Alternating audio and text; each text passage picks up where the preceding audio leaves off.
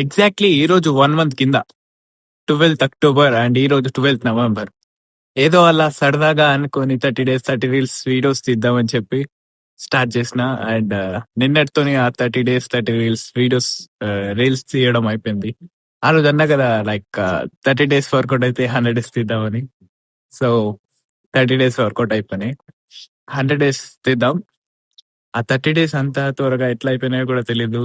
అసలు ఏం కూడా ఎక్స్పెక్ట్ చేయలేదు. నేను అసలు నా మీద నాకే కాన్ఫిడెన్స్ కూడా లేకుండే. అండ్ నేను 30 days 30 రీల్స్ తీస్తానా, ఏదో 1 week తీస్తానేమో, తీసి ఆపేస్తానేమో అనుకున్నా. But 30 days 30 reels